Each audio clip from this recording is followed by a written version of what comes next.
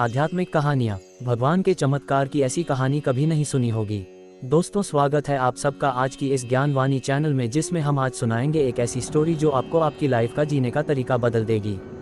तो चलिए शुरू करते हैं। दोस्तों, किसी ने क्या कमाल की बात कही है कि दुनिया ने जब जब जोर लगाया मेरी कश्ती डुबोने को, ऊपर वाला खुद आया मेरी नया पार लगाने को। तो कहानी शुरू होती है कि एक राजा ने भगवान का एक सुंदर मंदिर बनवाया और उसमें एक पुजारी को पूजा करने के लिए रखा। काफी समय बीत गया, राजा की भी उम्र हो गई थी और पुजारी की भी उम्र हो चली थी। लेकिन राजा का एक नियम था कि वो हर सुबह अपने सैनिक के साथ एक फूलों की माला भिजवाया करता था और उस माला को पुजारी जी भगवान श्री कृष्ण को चढ़ाया करते थे। उसके बाद जब राजा भगवान के दर्शन करने आया करते थे, तब पंडित जी उस माला को भगवान के गले से निकालकर राजा के गले में डाल दिया करते थे। ये लगभग रोज की दिनचर्या बन गई थी। पुजारी जी बूढ़े हो चले थे और राजा भी बूढ़े हो चले थे। एक दिन राजा की तबीयत खराब हो जाती है, तो राजा ने माला सिपाही के हाथ भिजवाते हुए सिपाही से कहा कि पंडित जी कहना कि आज हमारी तबीयत ठीक नहीं है, तो आज हम आ नहीं पाएंगे, तो आज हमारा इंतजार न करें। उसके बाद सिपाही ने माला जाकर पुजारी जी को दे दी और सारी बात पंडित जी को बताई। पंडित जी ने भी माला को श्री कृष्ण को चढ़ा दी। तो उसके बाद पंडित जी ने सोचा कि इतने साल गुजर गए कि भगवान की इस माला को हमेशा राजा जी को ही पहनाई है, लेकिन आज तक मैंने कभी इस माला को कभी खुद नहीं पहना। तो हो सकता है कि जरूर यह प्रभु की इच्छा है कि इतने सालों में आज मौका मिला है कि प्रभु की इस माला को मैं अपने गले में पहन पाऊँ। तो ये तो परंपरा ही थी कि प्रभु की वह माला तो निकलती ही थी, तो इस बार पंडित जी ने वह माला अपने गले में डाल ली। लेकिन तभी सिपाही दौड़ते हुए आया और बोला कि महाराज को वहाँ कुछ ठीक नहीं लग रहा है, तो राजा साहब मंदिर की तरह ही आ रहे हैं, आप तैयारी करना शुरू कीजिए। राजा को लगा कि इतने सालों से बनी हुई परंपरा कहीं टूट न जाए, इसीलिए वह मंदिर की ओर आने लगे। जैसे ही पंडित जी ने ये सुना, उन्होंने तुरंत माला गले से निकल और भगवान को पहना दी। घबराहट में पंडित जी समझ नहीं पाए कि उन्होंने क्या गलती कर दी है। पंडित जी को लगा कि अगर राजा को पता चला तो वह उसे दंड दे देंगे। अब राजा आए तो रोज की तरह पंडित जी ने माला भगवान के गले से उतारी और राजा को पहना दी। लेकिन राजा की नज़र माला पर पड़ी, उसमें एक सफ़ेद बाल था। राजा को बात समझ आ गई कि ये सफ़ेद बाल पुजारी का है। राजा ने पुजारी से पूछा कि क्या इस माला को आपने पहना था? ये सफ़ेद बाल कहाँ से आया?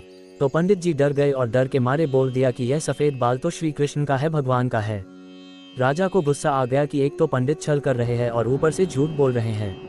राजा ने थोड़ा गुस्से में आकर पूछा कि कृष्ण जी के कब से सफ़ेद बाल हो गए?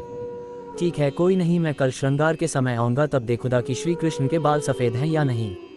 और याद रखना पंडित, अगर बाल काले निकले, सफ़ेद नहीं निकले, तो कल के कल आपको इस छल के लिए मृत्युदंड दिया जाएगा। और राजा गुस्से में तमतमाते हुए वह से चले गए। और इधर पंडित जी को अपनी मृत्यु नजर आने लगी थी। वो श्री कृष्ण के आगे दंडवत कर लेट गए और बोले कि प्रभु मुझे क्षमा कर दीजिए, मैं लोभ में आ गया था, मुझे लगा यह माला मुझे भी पहननी चाहिए, मुझे बचा लीजिए प्रभु, नहीं तो कल राजा के हाथों मेरी मौत निश्चित है। पंडित पूरी रात भगवान से विनती करते रहे, रोते रहे, प्रार्थना करते रहे कि प्रभु मुझे बचा लीजिए। अगली सुबह राजा श्रृंगार के समय पहुंचा और पहुंचने के बाद राजा ने पंडित से कहा कि पंडित जी मुकुट उतारिए, मुझे बिहारी जी के केश देखने हैं। पंडित जी ने डरते डरते मुकुट उतारा और जैसे ही मुकुट उतारा राजा चौंक गया। श्री कृष्ण की मूर्ति के बाल सफ़ेद थे, लेकिन राजा को लगा कहीं ऐसा तो नहीं कि पुजारी फिर कोई छल कर रहा है, कहीं इसने अपने जान बचाने के लिए बाल रंगवा तो नहीं दिए। तो बाल की जांच करने के लिए वो बाल तोड़ने लगे और जैसे ही राजा ने बाल तोड़े, मूर्ति में से खून बहने लगा। राजा ये देखकर भगवान के चरणों में गिर गए, क्षमा मांगने लगे कि क्षमा कर दो भगवान, मुझसे बहुत बड़ा पाप हो गया, मैं शक में इतना अंधा हो गया कि मैं सही गलत भी भूल गया। तभी मूर्ति में से आवाज़ आई कि राजा, तुमने मुझे सिर्फ मूर्ति माना, इसीलिए मैं आज से तुम्हारे लिए सिर्फ मूर्ति हूँ। लेकिन इस पुजारी ने मुझमें साक्षात भगवान देखा, इसीलिए उसकी जान बचाने के लिए मुझे अपने बालों को सफ़ेद करना पड़ा, खून की धारा बहनी पड़ी ताकि तुम्हें समझा पाऊँ। और उसके बाद राजा को अपनी गलती पर पछतावा हुआ, लेकिन अब कुछ नहीं हो सकता था। इसीलिए तो कहते हैं कि अगर मानो तो पत्थर में भी भगवान है, नहीं तो साक्षात आपके सामने भगवान आ भी जाए तब भी आप उनसे उनकी सत्यता मांगेंगे। अगर आप सच में भगवान को देखना चाहते हैं तो आपके सिर्फ भाव होने चाहिए। ऊपर वाले पर बिना किसी शर्त के विश्वास रखो और अपने कर्म को निरंतर करते रहो, ऊपर वाला आपको उसका फल अवश्य देगा। तो उम्मीद है आपको ये कहानी पसंद आई होगी।